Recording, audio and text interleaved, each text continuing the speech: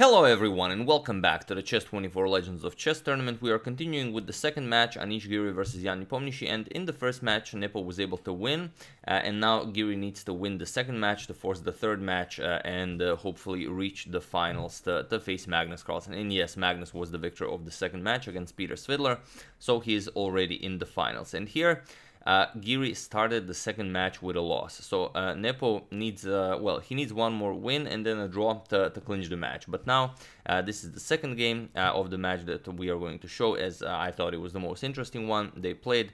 So without further ado, let's check it out. And I did increase the volume a little bit for the pieces and for the mic, since a lot of you requested it. You said that it was a little bit too low now that I'm using the new setup, so hopefully it will be better now, but do share if it is. So Giri with the white pieces opens with knight to f3. Sorry about that.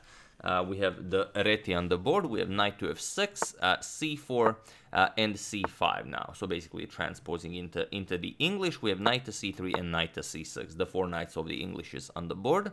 g3 and now d5, striking immediately in the center, captures, and the bishop to g2. And here the most popular way to play this with black is to retreat the knight to c7. We've seen this a few times on the channel already, but Nepo chooses to go g6. He prepares to fianchetto to the dark square bishop this way. We have queen to b3, now with a double attack on the knight, and the e6, defending it instead of just retreating to c7. But I don't know if you could like retreat it here, you might run into some trouble with knight to g5, and then there's already a lot of pressure on the f7 pawn. So instead e6, this fixes all of black's problems. And now the usual way white played this is by castling, but here Giri goes knight to e4, and it's already a new move in the position, aimed at hindering black's development and keeping the black king in the center of the board for a little bit longer. Point is, if you want to play the natural bishop g7, you blunder the c5 pawn. So first, Nepo decides to defend it. We have b6, and now d4. Giri strikes in the center. As Nepo's king is still occupying the e8 square, you still need two moves, bishop g7 and castle. And of course, Giri wants to open up the position. So here, c captures on d5, and Giri doesn't care about the pawn for the moment, he just castles. And okay, Nepo now should finish development, but before bishop g7, he goes bishop to b7, as with playing b6, you kind of open up this diagonal for white light square bishop.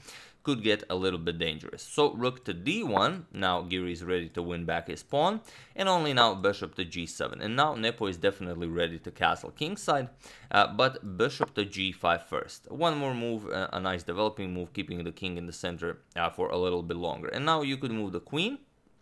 But the thing is, now the dark square bishop controls these dark squares. So if you move the queen, let's say queen a3 might be able to keep the king in the center for a little bit longer. So instead, Nepo goes for f6, pushes the bishop back. We have bishop to f4, and now you should either castle right away, as that's what you've won by playing f6, or you should capture on f4. But Nepo takes the bait and he goes for e5, and it seems now that black's position is perfect. He grabbed the pawn, he defended his pawn, he's just gonna castle kingside. He still has both of the bishops, so he shouldn't worry about any weaknesses, and everything is well. However, there is one problem, and this is what Giri was hoping for. So feel free to pause the video here and try to find Giri's idea while I give you a couple of seconds. So for those of you who were able to do it, congratulations on spotting that something is going on here. And for those of you who just want to enjoy the show, it's knight captures on d4. And it's just a beautiful move that offers black so many moves, but none of them are actually good. So what happens if you just capture the knight? Let's say you go captures on d4. Then you get this knight to d6 check, just forking the king and the bishop. And after the king moves, you're going to capture with an attack on the queen. And after the queen moves, you just play bishop captures on d5. And it's just a completely lost position for black. For example, queen captures here, you're going to go bishop d6 check. Now the king has to go back, king e8, you're going to capture here with check. Queen captures and queen e6 check. King goes here, and now you're going to go queen here and bring the rook into the game and win the queen and of course the game. So that's what happens if you capture the knight. Let's say you capture the bishop. If you capture on f4, then it's even worse, as the d file just opened up. So here you're just going to capture on c6, bishop captures, and now knight to c3, ready to win back your material, and black still has a lot of issues here. For example, castles, you're going to capture on d5, now threaten a lot of nasty discoveries here, but there's also this, so it's very, very unpleasant. King h8, avoiding nasty discoveries. Knight b4 opens up an attack here, and also here. I mean there, and after you move the queen, just knight captures, and well, white is just up a full piece in a much better position. So you cannot capture the knight or the bishop. So Nepo plays the only thing he can. He plays knight captures on d4, but now comes the move you had to find in order to play the previous knight captures on d4, and that's rook captures on d4. Because the idea is the same, you cannot capture this or this. Point is, if you capture on d4 now, again knight d6, check king f8, and this pretty much does the same job. Here you're going to play bishop captures here, now the knight is even defended. And if you go for e captures on f4, not much better, just pile up on that knight on d5, and after black castles to safety, knight c3. And again, there's this problem, there's this problem, there's this problem. There are too many problems here. King h8 getting out of harm's way, but now bishop captures, let's say bishop captures and rook captures, and that's just it. King here, you're going to capture here, and even though the material is kind of equal, now it's white who's up a pawn, the position is just much better for white. But probably capturing on f4 was the way to go for Nepo. Nepo instead went for f5, but now the problems are even worse. So feel free to pause the video for the second time and find this brilliancy that got Giri none other than the Morphy head for this game and the moves played. So there you have it, the Morphy head is awarded. I hope you were able to find it. So for those of you who were able to do it, congratulations on spotting knight to d6 check. And for those of you who just want to enjoy the show, it is still this. So here, the king is in check, you're going to win the b7 bishop, and it's not all that easy declining this. If you go king f8, then just rook captures on d5 first, and everything just falls apart. So here, Nepo accepts the sacrifice, but now comes bishop captures on d5. And again, everything is hanging, but nothing can be captured. Again, if you can't capture this because the queen hangs. If you capture, for example, on f4, after bishop captures on d5, if you capture on f4, then bishop to f7 check wins the queen, and of course the game. So here, Nepo did the only thing left. The bishop captures on d5, but now comes rook captures on d5. Queen e7, at least your e5 pawn is defended, but not really. So just the bishop captures on e5, completely busting through. Bishop captures, and now queen to b5 with check. Now you're winning back your piece. King to f8 and rook captures on e5. We have queen to f6 and now rook a to d1. And okay, white is only up a pawn, but the problem is white's forces are fully operational, and black still has to bring the rooks into the game.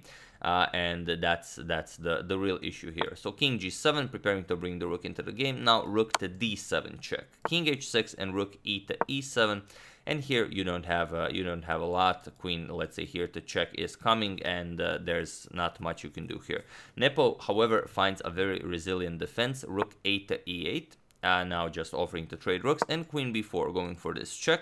He trades once, we have rook captures, and now rook to d8 going for some checks of his own, but now queen to f4 check. And now the problem is you cannot block with the queen because of rook captures, and then you just win the queen. So here Nepo played g5, opening up the king's position even further, but now queen c7 going for a rook captures here. So first rook d1 check by Nepo, king g2, and now king to g6, not allowing this to come with check. But Giri grabs it nonetheless. And now he's up 2 pawns, so now Giri would be very happy to trade even queens or the rooks, or queen and rook, so he would be fine with any trade. So here, rook c1, Nepo finds a brilliant defense here. If you don't play something like this, just like h4 is coming, like captures, and h5, that's game over. So Nepo finds this very resilient idea, rook to c1. And Giri says, okay, I'm up 2 pawns, I will very gladly trade this into a queen and pawn endgame. Queen captures, we have king captures on h7, and now b3, defending this pawn. And now it's white is 2 pawns up, and this will be a nightmare to defend. So king g6, but now queen to c4. Now the thing is, you just have to trade down further and well, make count of those 2 extra pawns. So queen e7, We have a4, and now queen to d7. Nepo can only wait and see what Giri will do. Queen d3, offer a queen trade. Of course, Nepo has to decline. f3 and g4, attacking the pawn as it's pinned. So h3, we have g captures, queen captures now, offering another queen trade, queen e6, and now g4, pushing even further. We have f4, trying to get the queen to capture so you can eliminate the e2 pawn, but now queen d3 check. King g7 and king to f3 now, blocking the pawn, preparing to capture it. We have queen e5 defending it, but now queen d7 check. King h8, and now queen to c8 check. King goes back to g7, queen d7 check.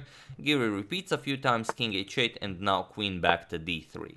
We have king to g7, and now comes h4. Now the pawns are starting to march forward. These are now two connected pass pawns. We have queen e7, and now g5. We have queen to e6, and here queen to d4 check by Giri, and it was in this position that Ian Nepomniachtchi resigned the game, as there is nothing more to be done here. King f8, you're losing this pawn as well. With check, now you're up 3 pawns, and that's just not possible to play. So yeah, incredible comeback by Giri, especially after losing game 1. So he was very close to losing the entire series of matches, but then he retaliated in game 2, and he was also able to win game 3 and draw game 4. So he was the one victorious in the second match. And now we will have a third match between Anish and Jan to see who will face Magnus in the final. So really an impressive game. A lot of sacrifices, a lot of hanging pieces that Nepo could never capture. And I hope you agree that this game does deserve a Morphy head for Giri. So yeah, once again, I do hope you enjoyed it. I would like to thank Carlos Montero, Larry Dingle, James Patrick, and Thomas Moore.